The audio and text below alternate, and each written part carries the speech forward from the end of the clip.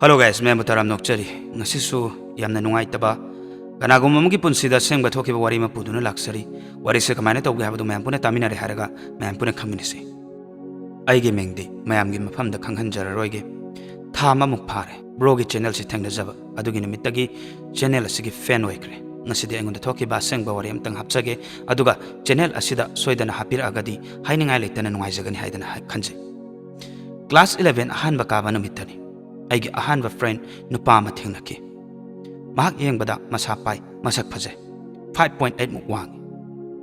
hek yengbada masa nisha chaba mi sumale aina khal aiga chap chanare haidan marup mama oibda adubu madi nisha chada ba gyan yamna taba oi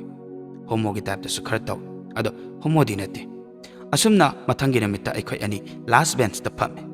nupi ama ahanba oina school karakpa oiba jani mameng de palaroige aina imanaba sida haire bai asimadi koidaba yadri haidan mana sutumina ngahak leiraga khumi hoi bai ai haibigi na haire asumna break matam yaure atopa section da nupi masak phajaba masu yaw aduda aina imanaba sida bai asina nang koiro nang diwang su chawbani na chap chanare na haiduna nokmine week ama leiraga imanaba sina bai se nang na pam haba nupi dugi number ni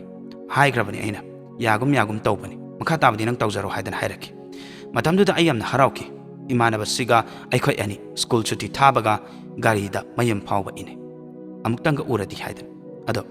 ai isamakti matam maduda sports player ama orame aina kai tawki ge habado aina national sanaba chatpa halakpada ithanta nungthang pung mapan makhai muktare nupi sinaga ice cream chaning en hairakpada namituda koithi thiraga piramin aina nuksibagi changdo मानग नुसीदना माइदग चुपिली याम हराउकी सुम मतम होकी school दा लेब खुदिमक लोइना close ओइनरे नोंगमदि इमानब मन भाई नोय Saiga अदुदगिदि आइगा खंगनब इमानबदो अदुगा कोइनबनी नंग खंगब्रा हाइदना हंगकबनी वाहिदो ताबदा आइ सोइ लाउकी इमानबदुना अदुमाइना तोरमोइदा न हाइरगा आइसु खुंकी अदुदगिदि असंगबदो आइसु खंगदो ओगी हाइदना नोंगमदि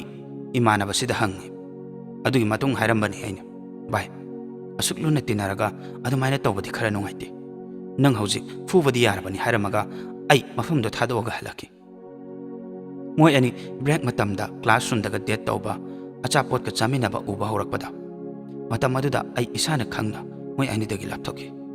नोंगमदि इमानबसिना अंगोंदा message थारकपनि भाई नंग सावगन मागा आइगा हाना खंगनरे नंगना हाइबियो हारकपदुदा आइसु करि खुमदोइनो खंगदबदगी सुमाइना थोकीबनि सुमाइना तौदना थोकीबा थौदोकनि हादना हाइरकिबनि मदुगी वाहाइदो ताबदा आई सावबगा फरम अदु अमुक लोइनबा हौरकी अदुबु इमानबसिनादि हौजिक फावबदा आई सावरी साव फट्री हाइदना खल मतमसु सुम हौकीबना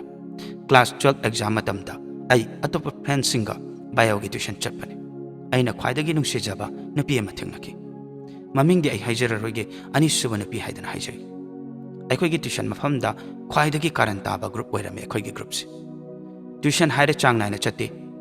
अदुदगी यु खरा था खरा कोई सुमना तौरगा दुम लेबा हबा तारे अदुबु नुपीदो अतोप नुपाना कोई के बतारे खंदुना नोंगमदि नुपीसिदगी आइना नोटबुक से वाइबने वाइरगा युमदा पोरके अदुगा मागी नोटबुक मयाइदा आइगी नंबर का आई लव यू गा थारगा आइना पीकिबने अदुगी नुमिनि सुजले माना मेसेज सुम थारकते फोन सु तौरकते आइसु इकाइदना ट्यूशन से सुंचंग चंद्रे मपानदा दुमले अदुदगिदि नुमित हुमनि सुबदा नुपीसिना तुमिन्ना फोन तौरकपने गुंद मागी मपागे नंबरने हायरगा कइदोबगी ट्यूशन मनुंगदा चंगक्ट्रिनो एग्जाम कुइद्री एग्जाम लोइबगा मा यागे हायदन हायरकी आई यामना हराउकी अदु ताबदा ट्यूशन सु चांग नाइना यावरे ओजानागा क्वेश्चन हांगपसा खुंबीगा तौवे मयाम सुंगा एबा आइगी मतौदुदा ट्यूशन की था अनि फारकपदा आइना हाना कोइनरमद्रिरा खंगदबा नुपीदो मासु अमुक यावसली आई सुंगा आइनिको अदो वरीदि केमते सानदे मागा हाना फावदा येंगनदे अदबु नुपीसिना हौजिकी कोना खंगनबि नुपीसिदा असगी नुपासा आई खंग यामना ngawsanabani आई यामना पामजबनी हायदना हायरबजानी अदु खंगबदगिदि आइसु साउनिंगबोय कइबोय नसक खुथीदुगा नरम चतुगा कोइरमदबनी हेना फरे असुमना डायरेक्ट हेक्ता हायबनी बैसु नोंगानबगदि कदौरे हानागी नुपीसा ट्यूशन लाखिद्रे हारिबा नुपीसिना तौरमिसा आइंगोंदा खक्तना तेब आइगी हानागी इमानबदो अदुदा फावबदा प्ले तौरंबा नुपी ओइरमे आइना ट्यूशन हलकपदा हानागी नुपीदुना चेलुबा नुपादुना लंबीदुदा थटलगा आई थीबा हौरमे ꯑꯩꯒꯤ ꯐ꯭ꯔꯦꯟ ꯑꯃ ꯌꯥꯎꯏ ꯌꯥꯝꯅ ꯐꯤꯡꯕ ꯃꯥꯅ ꯀꯩꯗꯧꯕ ꯌꯥꯎꯔꯒꯦ ꯍꯥꯏꯗꯅ ꯍꯪꯕꯗ ꯃꯣꯏꯅ ꯅꯨꯄꯤꯁꯤꯒꯤ ꯃꯇꯥꯡꯗ ꯃꯥꯅ ꯁꯨꯃꯥꯏꯅ ꯍꯥꯏ ꯈꯣꯠꯂꯦ ꯂꯥꯜꯂꯦ ꯍꯥꯏꯖꯧ ꯀꯥꯏꯅ ꯍꯥꯏꯔꯛꯈꯤ ꯑꯗꯨꯗ ꯑꯩꯅ ꯈꯨꯝꯕꯒꯤ ꯃꯍꯨꯠꯇ ꯑꯩꯒꯤ ꯐ꯭ꯔꯦꯟ ꯌꯥꯝꯅ ꯐꯤꯡꯕꯗꯣ ꯑꯗꯨꯅ ꯑꯩꯈꯣꯏꯗꯤ ꯀꯗꯥꯏꯗꯒꯤ ꯈꯪꯅꯤꯒꯦ ꯅꯨꯄꯤꯗꯨ ꯆꯦꯜꯂꯨꯔꯦꯗꯤ ꯀꯩꯗꯧꯕꯒꯤ ꯃꯤꯅ ꯀꯣꯏꯒꯦ ꯍꯥꯏꯕꯗꯤ ꯌꯥꯔꯛꯏꯅꯣ ꯃꯥꯅ ꯂꯥꯜꯂꯤꯁꯤ ꯀꯅꯥꯅꯣ ꯁ꯭ꯋꯥꯏꯗ ꯑꯐꯥꯎ ꯌꯥꯝꯅ ꯁꯥꯅꯨ ꯅꯇꯨꯗꯣ ꯍꯥꯟꯅ ꯋꯥꯔꯛꯎꯆꯣ ꯍꯥꯏꯔꯒ ꯑꯩꯈꯣꯏ ꯍꯜꯂꯛꯈꯤ ꯍꯧꯖꯤꯛꯄꯨꯗꯤ ꯂꯨꯍꯣꯡꯈ꯭ꯔꯦ ꯅꯨꯄꯤꯁꯦ ꯃꯁꯤꯗ ꯂꯥꯜꯂꯤꯕꯁꯤ ꯀꯅꯥꯅꯣ ꯃꯗꯨ ꯍꯧꯖꯤꯛ ꯐꯥꯎꯕ ꯈꯪꯗꯦ ꯀꯅꯥꯅ ꯂꯥꯜꯂꯤꯅꯣꯁꯤ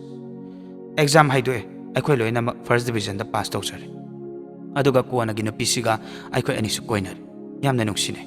ꯃꯥꯗꯤ ꯖꯤꯄꯤ ꯀꯣꯂꯦꯖꯇ ꯇꯝꯕꯅꯤ ꯍꯥꯏꯗꯅ ꯍꯥꯏꯔꯛꯈꯤ ꯑꯩꯗꯤ ꯃꯄꯥꯟ ꯂꯝꯗ ꯑꯣꯏꯅ ꯇꯝꯕ ꯇꯥꯈꯤ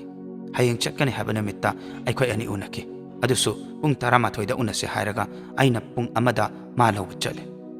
ꯋꯥꯡꯈꯩꯒꯤ ꯁꯦꯟꯠ ꯖꯣꯁꯦꯞ ꯁ꯭ꯀꯨꯜ ꯃꯃꯥꯡꯗ ꯃꯊꯟꯇ ꯇꯨꯃꯤꯟꯅ ꯐꯝꯃꯒ ꯂꯩꯔꯝꯈꯤ ꯃꯇꯧꯗꯨ ꯎꯕꯗ ꯑꯩ ꯍꯧꯖꯤꯛ ꯐꯥꯎꯕꯗ ꯅꯨꯡꯁꯤ ꯁꯨꯝ ꯃꯇꯝ ꯍꯧꯈꯤꯕꯅ ꯄꯥꯎꯗꯤ ꯑꯗꯨꯝ ꯐꯥꯎꯅꯩ ꯌꯨꯝ ꯊꯣꯛꯂꯛꯄꯗꯁꯨ ꯑꯗꯨꯝ ꯎꯅꯩ ꯑꯩꯅ 2 years ꯐꯥꯔꯛꯄꯗ ꯑꯩꯈꯣꯏꯒꯤ ꯐ꯭ꯔꯦꯟ ꯃꯌꯥꯝ ꯔꯦꯟꯇ ꯑꯣꯏꯅ ꯂꯩꯔꯁꯤ ꯑꯁꯨꯝꯅ ꯍꯥꯏꯅꯗꯨꯅ ꯔꯦꯟꯇ ꯂꯩꯔꯦ ꯃꯇꯝꯒꯤ ꯑꯍꯣꯡꯕ ꯃꯇꯨꯡ ꯏꯟꯅ ꯑꯩꯈꯣꯏ ꯃꯌꯥꯝ ꯄꯥꯔꯇꯤ ꯇꯧꯕ ꯄꯥꯔꯇꯤ ꯆꯠꯄ ꯑꯇꯣꯞꯄ ꯑꯔꯨꯅꯥꯆꯜ ꯃꯤꯖꯣꯔꯥꯝꯒꯤ ꯅꯨꯄꯤꯒꯩꯒ ꯌꯨ ꯊꯛꯄ ꯈꯣꯠꯄ ꯑꯁꯨꯝꯅ ꯇꯧꯕꯁꯤꯗ ꯐꯦꯁꯕꯨꯛꯇ ꯃꯣꯏꯅꯒ ꯇꯦꯒ ꯇꯧꯕ ꯐꯣꯇꯣꯗꯣ ꯅꯨꯄꯤꯁꯤꯅ ꯎꯈꯤ ꯃꯗꯨꯗꯒꯤ ꯍꯧꯖꯤꯛ ꯐꯥꯎꯕꯗ ꯆꯝꯊꯣꯛꯄꯒꯤ ꯇꯟꯖꯥ ꯄꯤꯕꯤꯈꯤꯗꯦ ꯑꯗꯨꯁꯨ ꯑꯩꯗꯤ ꯃꯥꯒꯤ ꯀ꯭ꯂꯣꯁ ꯐ꯭ꯔꯦꯟꯗꯒꯤ ꯃꯥꯒꯤ ꯄꯥꯎ ꯅꯨꯡꯇꯤꯒꯤ ꯑꯗꯨꯃꯛ ꯂꯧꯏ ꯑꯩꯁꯨ ꯆꯍꯤ ꯑꯃꯗꯒꯤ